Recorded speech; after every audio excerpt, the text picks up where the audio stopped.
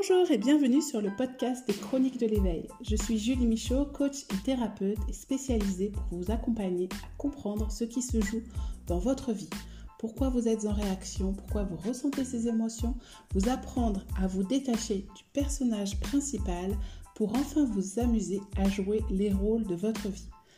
Découvrez mes prestations sur le site www.juliemichaud.com ou plus de contenu gratuit sur l'éveil sur la page des réseaux sociaux Les Chroniques de l'éveil. N'hésitez pas à me faire des retours sur les différents épisodes ou à venir me parler en direct en message privé. Bon épisode!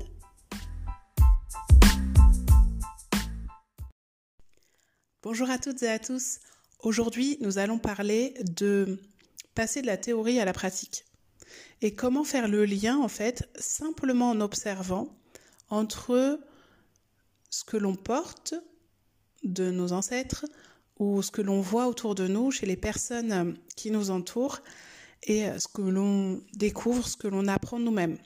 Alors, je vais essayer de rentrer un peu plus dans le détail, c'est-à-dire que, par exemple, moi, en ce moment, depuis plusieurs mois, j'expérimente et j'apprends comment fonctionne notre corps au niveau de notre système nerveux et notre cerveau pour comprendre le lien de nos réactions, de pourquoi on peut se sentir à un moment donné dans telle émotion, pourquoi on peut avoir envie de fuir, pourquoi on peut avoir envie de procrastiner, de ne rien faire, pourquoi on va être plutôt dans une énergie dynamique pour faire des choses ou comment faire pour l'être.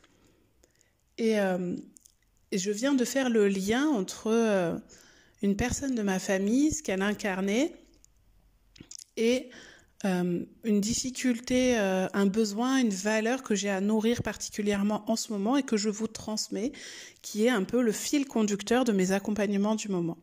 C'est-à-dire que il y a quelques années, juste avant les confinements, etc., en 2020, j'ai fait un stage de communication non violente. Et pendant ce stage, on vous demande de choisir le besoin qui n'est pas nourri en ce moment dans votre vie. Et à ce moment-là, je me rappelle très bien d'avoir choisi la paix. Et parce que dans ma vie personnelle, je ne me sentais pas en paix, je sentais qu'il y avait beaucoup de chaos autour de moi, beaucoup de choses que je ne pouvais pas contrôler, que je subissais, qui faisaient que je ne pouvais pas être en paix, que ma famille, mes proches ne pouvaient pas être en paix. 3 ans après tout ce qu'on a vécu en termes au niveau du collectif aussi, et par rapport à tout ce que j'ai pu faire comme on dit, travail avec moi, travail sur moi, mais moi je dis maintenant travail avec moi, comme dit Ludovic Leroux. Maintenant que je travaille donc sur mon système, que j'observe mon système nerveux, que j'observe ce qui se passe entre mon corps et mon cerveau, c'est-à-dire j'observe que tiens là je me dis que je vais vivre une situation stressante et je vais me connecter à mon corps pour savoir si elle est réellement stressante ou pas cette situation.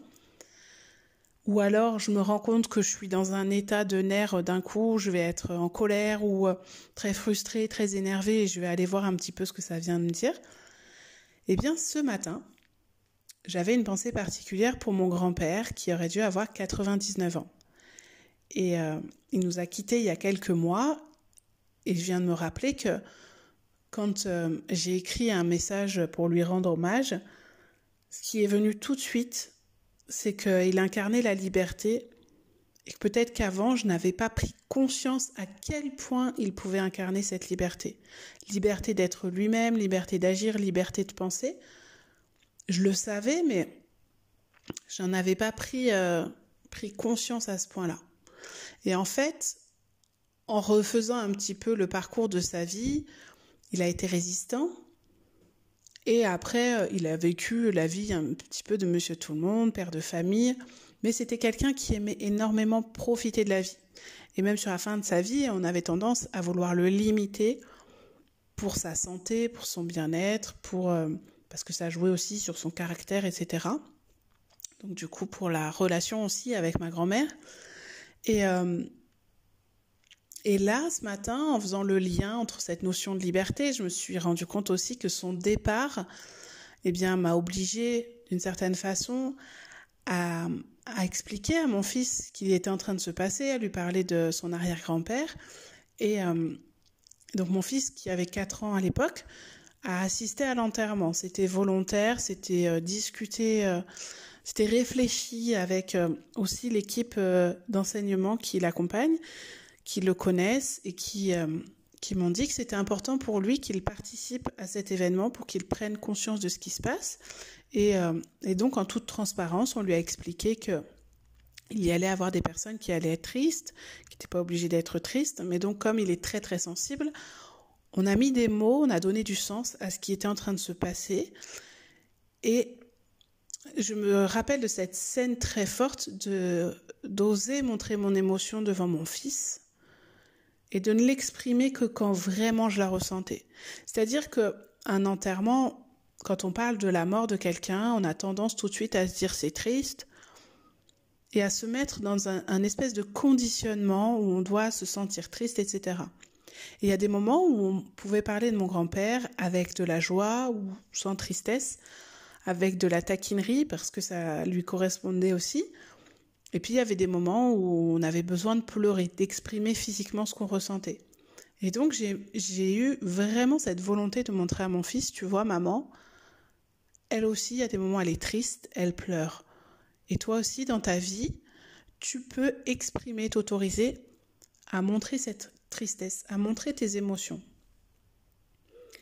Donc, grâce à mon grand-père, je me suis sentie libre d'exprimer aussi, et puis parce que je sais par ma formation qu'il est important d'expliquer aux enfants leur histoire, ce qu'on est en train de vivre en tant que parents, et qu'ils ne sont pas obligés de vivre et de ressentir la même chose que nous.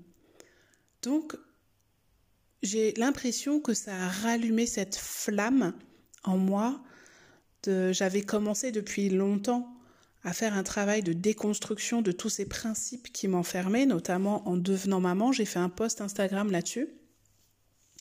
Et mon fils va avoir 5 ans dans 2 jours. Donc il a un lien aussi avec ce grand-père. Et mon fils ressemble à son grand-père, donc mon père, le fils de mon grand-père. Tous les 3 incarnent la liberté d'être, la liberté de penser, la liberté de faire. Très très tôt, quand mon fils voulait quelque chose, il prenait une chaise, il allait le chercher, que ça soit quelque chose à manger ou autre. Et il se débrouille beaucoup. Et mon père est un symbole de liberté, de dépasser tout le temps les limites. C'est quelque chose qui revendique très fort.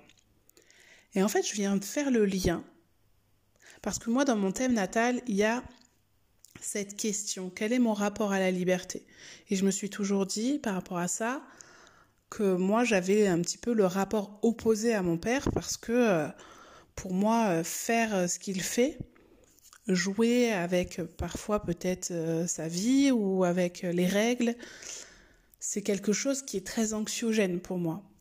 Et en effet, on n'a pas expérimenté la même chose. Et avec mes connaissances en système nerveux, par rapport au cerveau, etc., je prends conscience que mon grand-père, en ayant fait la guerre, en se sentant libre d'être dans l'opposition de ce que son pays lui demandait, le gouvernement, en incarnant du coup ce besoin de faire et d'être qui il voulait, alors que lui, sa vie pouvait être en danger, d'assister à des choses qui montraient qu'être libre et résistant pouvait être mortel, et bien comme il a dépassé ça, et qu'ensuite dans sa vie, il a vécu des situations où il aurait pu vraiment avoir des problèmes de santé ou autre, et que même les médecins, la dernière année de sa vie, disaient « mais je ne sais pas comment il fait pour être en si bonne santé avec tout ce qu'il a traversé,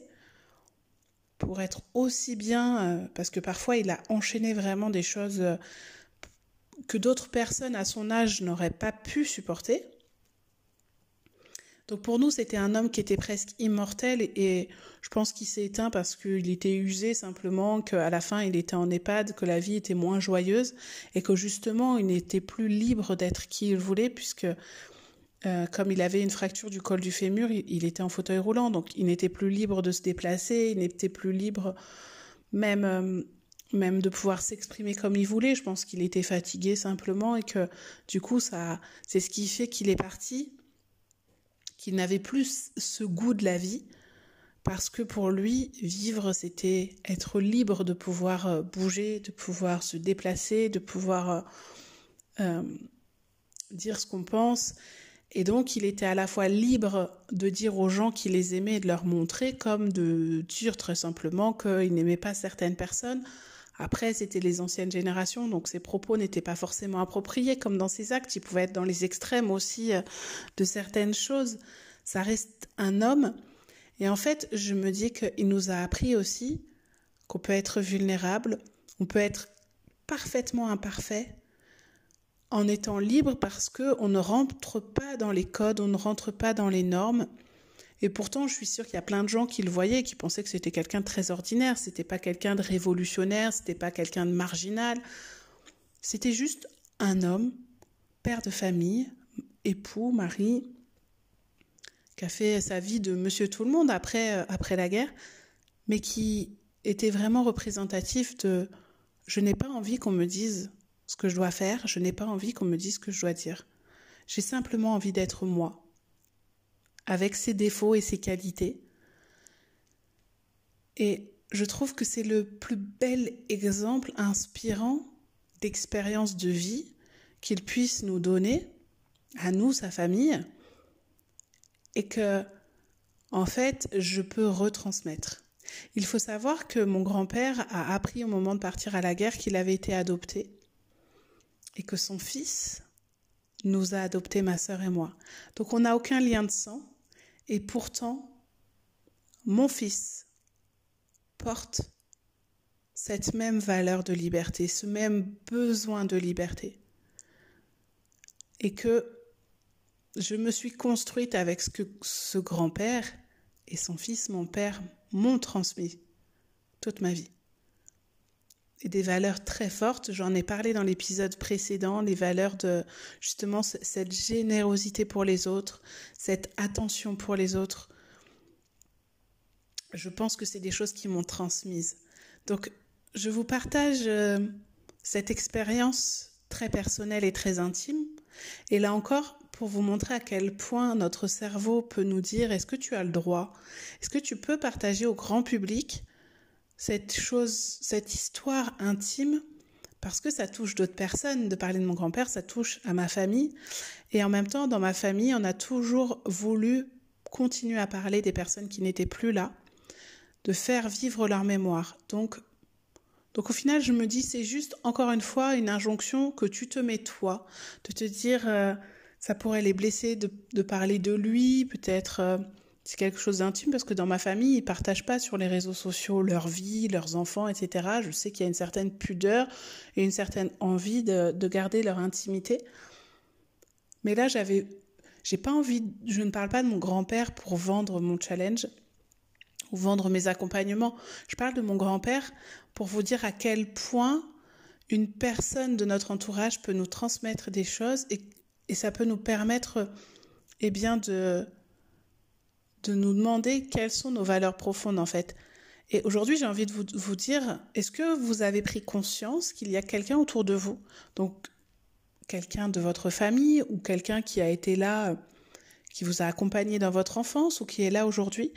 Est-ce que vous avez quelqu'un autour de vous qui incarne une valeur ou un besoin que vous avez à nourrir de très fort et que vous pouvez prendre comme exemple, qui va vous montrer que lui ou elle a expérimenté ça et donc est passé de la survie à la vie parce que il a montré à son corps et à son cerveau qu'en fait, il pouvait ou elle pouvait s'autoriser à vivre ça et que ce n'était pas dangereux. Et qu'il n'y avait aucune peur de souffrir en faisant ça. Et pour des personnes, ça peut être par exemple la sécurité financière.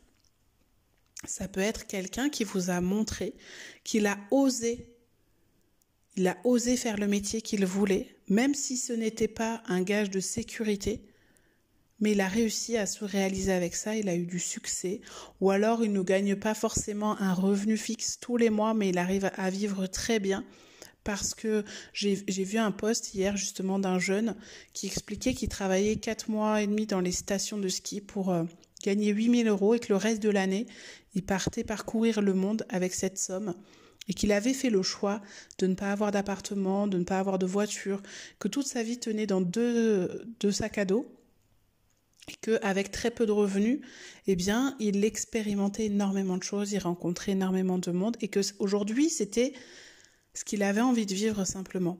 Et c'est sa vérité à lui.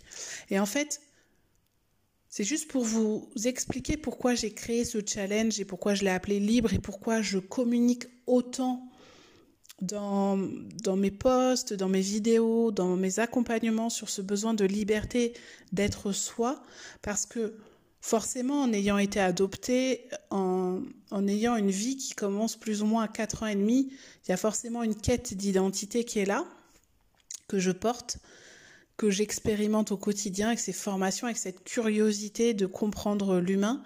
Donc pour moi, c'est vraiment quelque chose qui m'anime.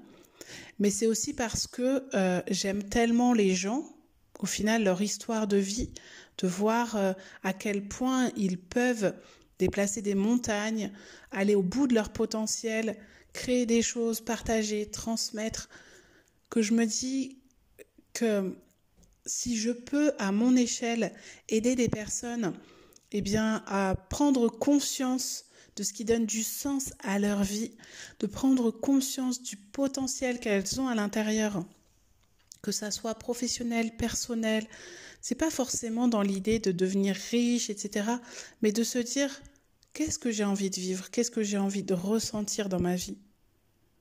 Pour pouvoir le vivre, que votre vie, elle dure encore 2 jours, 2 ans ou 20 ans, mais qu'est-ce qui vous fait vibrer? Qu'est-ce que vous avez envie de transmettre?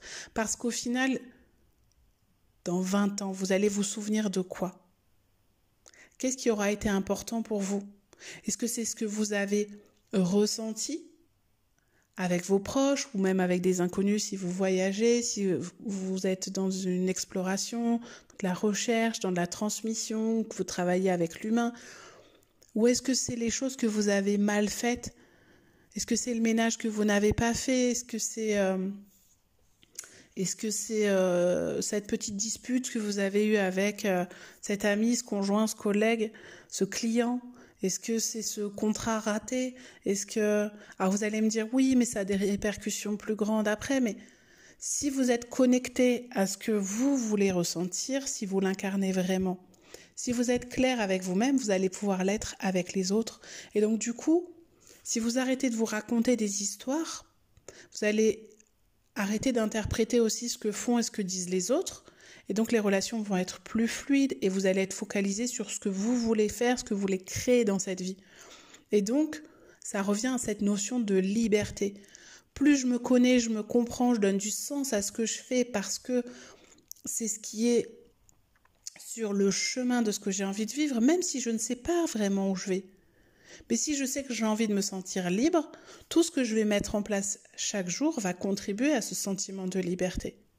Alors que si je me dis je veux être riche, je veux avoir un cheval, je veux avoir une maison, je veux avoir une famille, qu'est-ce que je dois faire pour ça? Je vais peut-être pas aller voir, je vais aller chercher du coup des conseils auprès des autres, je vais aller sur internet, comment faire pour avoir un cheval, Mais ça, ce sont des moyens. Et peut-être que ce qu'on va me proposer ne me correspond pas.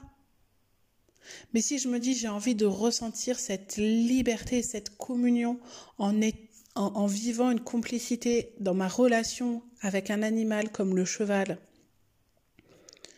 eh bien je vais rechercher ces sensations et donc je vais créer des choses qui vont m'amener à réaliser ce rêve, à le manifester.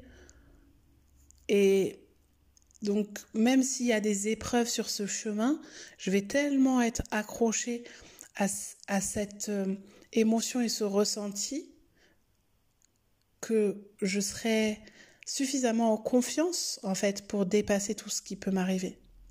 Donc ça rejoint vraiment à ce que j'essaye de vous transmettre et à ce que j'expérimente, c'est-à-dire que plus j'observe ce qui m'empêche d'être moi-même, qui m'empêche de réaliser mes rêves, que ce soit à titre personnel, professionnel ou relationnel, plus je vais aller travailler en fait cette insécurité comme on travaille un muscle quand on fait du sport plus je vais changer mes habitudes pour voir les choses autrement, pour dire à mon cerveau finalement, t'as plus besoin de réagir comme quand tu étais enfant, tu peux réagir comme un adulte, eh bien je vais pouvoir acquérir ce ressenti de liberté, je vais pouvoir me sentir en paix.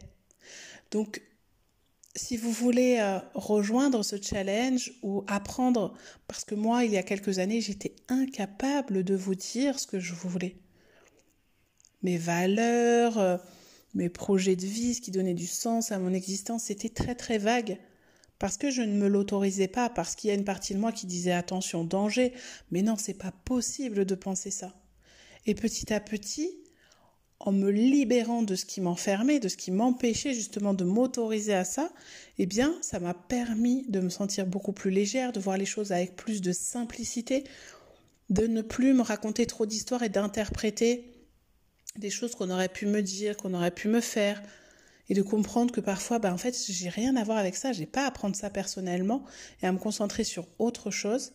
Eh bien, ça m'a permis de créer mon métier, ça m'a permis de continuer à me passionner par l'humain, par les relations, et donc d'en faire mon activité professionnelle et de créer des choses qui permettent de toucher le plus grand nombre dans ce projet commun qui est la réalisation de soi, la liberté d'être soi, la liberté de penser en fait, la liberté simplement de faire ce qui est juste pour vous, pour nous, en étant nous-mêmes.